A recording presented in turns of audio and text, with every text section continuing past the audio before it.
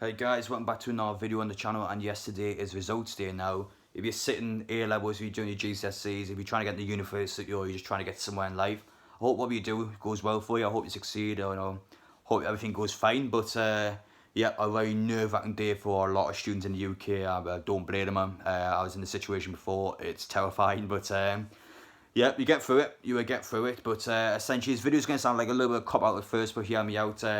The results I'm waiting for today is actually my foundation degree. I believe I get them today.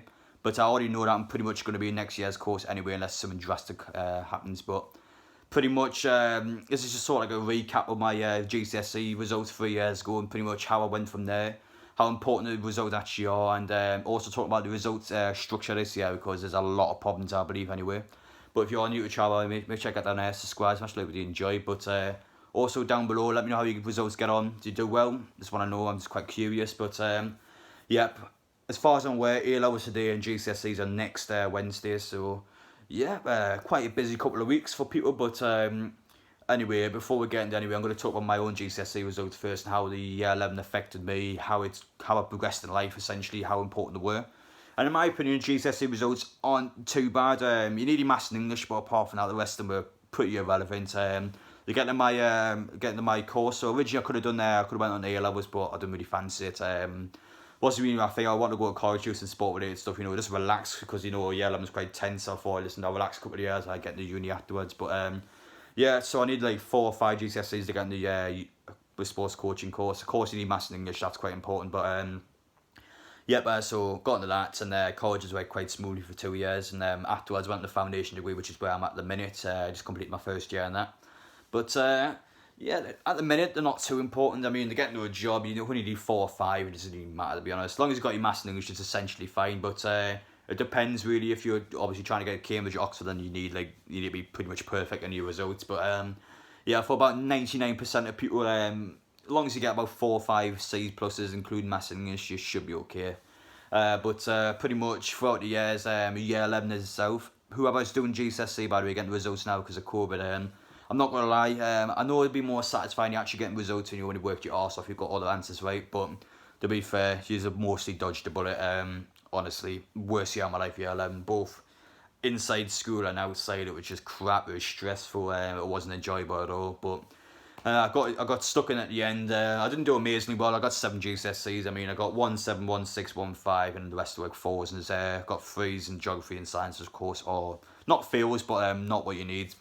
But yeah, that's pretty much it. For me, that was quite good because, listen, before I got into LN, I couldn't be arsed. I just went in for a laugh, really. I just didn't focus properly. I just turned it for lessons, didn't do anything outside lessons, which of course is a big problem. But yeah, 11, I stuck in hard. I was revising every day. I was like, honestly, I was going to school before, afterwards, staying afterwards. So, I mean, I was a bit of a geek, as people would say. But yeah, I cared about quite a bit. And yeah, 11, it was very tough. I didn't enjoy it at all. It was definitely probably the worst year of my life. But yeah, I got through it, and in the end, I was fairly chuffed with what I got. I thought it was a decent amount. I was happy with it, but yeah, since it hasn't mattered an awful lot, to be honest. As long as you get your maths and English, you should be alright. But it depends what you want to do, really. I'm in the sport aspect of stuff, and for sport, at the minute, you don't really need too much, but I want to try and be like a PE teacher or something. So, of course, I need to do this foundation degree, and I'm going to like a teaching degree afterwards. So, yeah, it's going to definitely start to build up over the years, but in terms of actual GCSEs, the C's should be fine. I got some teachers, actually, I literally just got C's in their GCSEs. Like, it's not the worst thing in the world. As long as, you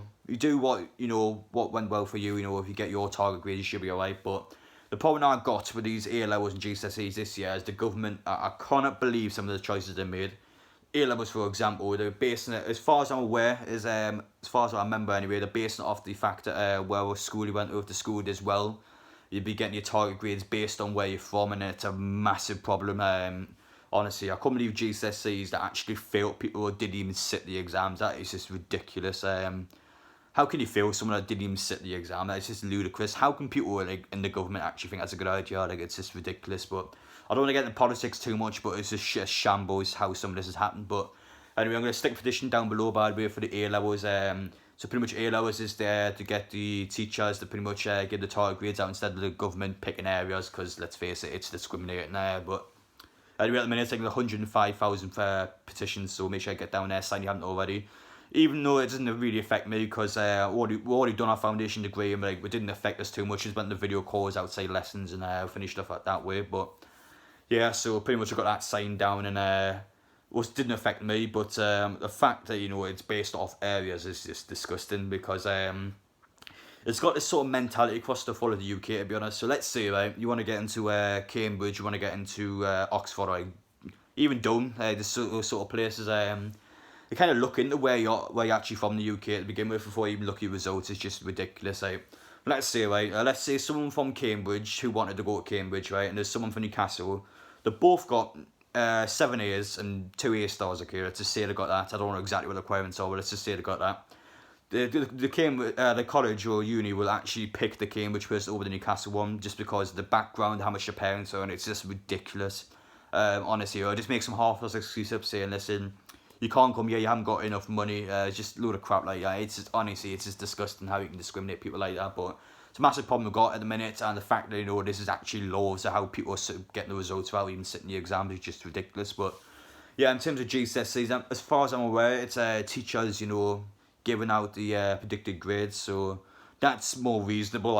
Honestly, be fair, everyone's going to pass, and no one's got a predicted grade of failing. Like, it's just not going to happen. But yeah, I don't know. It's going to affect jobs, I suppose, because people are going to look at employment and say, listen, he's got 7 GCSEs, or was it 2020, and he got 7 GCSEs in 2008, I mean, that guy didn't set his GCSEs, let's just pick the old one out. That will generally happen.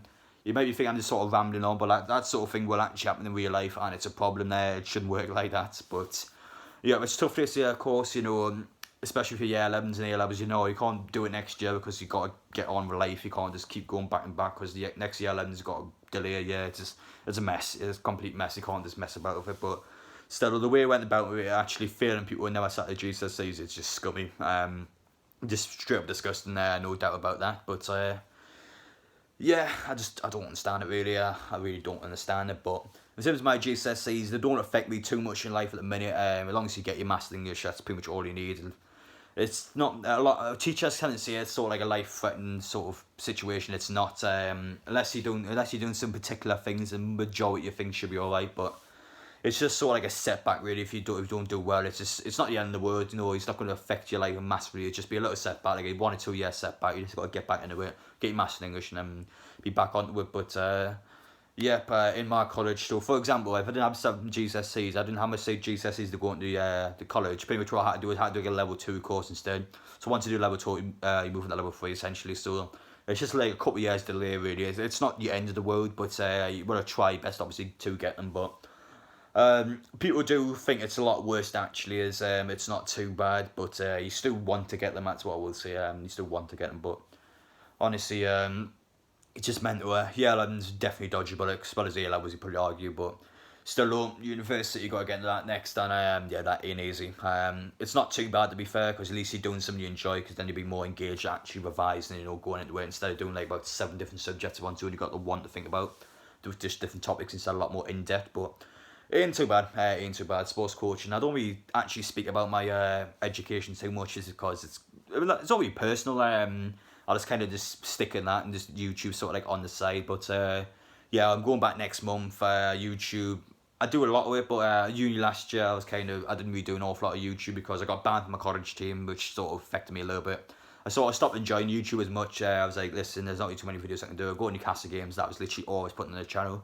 But yeah, thankfully I sort of got back into it since, of course, COVID happened. Got a lot more time in the house, a lot more free will to do stuff, and yeah, I completely got back into YouTube, so that was great for me. But at a time in college, I was just sort of deflated really. I was at that point I was in YouTube for about 4.5 years. I was like, listen, am I doing the right thing? Am I doing the right thing making these videos? Do I want to continue doing them? But yeah, I realised pretty quickly that is something I want to do for probably the rest of my life really. I enjoy making videos. I know you guys enjoy watching them, and yeah, it means a lot to me. 5.5 years being in this platform for.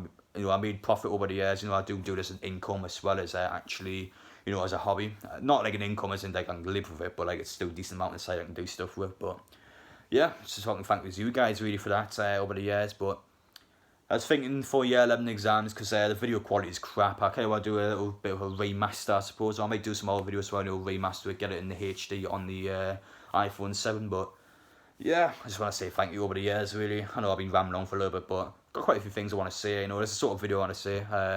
course, some people are going to say I'm just trying to do this for views. I do every video with the intention of getting views, but pretty much I thought it was a good time now to sort of discuss my GCSE results, especially when the results day is happening. Also, there's had some controversial stuff going on in the government, but I thought now would be a better time than ever to put one on. And yeah, it's pretty much it. Really, I'm more than happy with YouTube in a minute. Education's going fine at the minute. Next year, I'm going to Sunday Uni. I'll be doing some football vlogs there as well, so I'll be bringing them back. So look forward to that. But yeah, that's pretty much it. Really, thank you all for watching. Like I said, I hope your results go well. Quite a tough time at the minute, but listen, I'm not gonna lie. What about the 5-month break and actually sitting year 11? I can't really speak for year 11s. I didn't end up doing them because I didn't want to be honest. I couldn't be bothered with more exams at the time. I just wanted to take a couple of chill years at college, but. Yeah, that's pretty much it really. I hope you guys enjoy watching. Apologies I ran with a bit for some people. Some people can't stand it, but listen, with all due respect, it's my channel. But yeah, that's pretty much it though. Hope you enjoy watching the video, and yes, I'll see you all in the next one.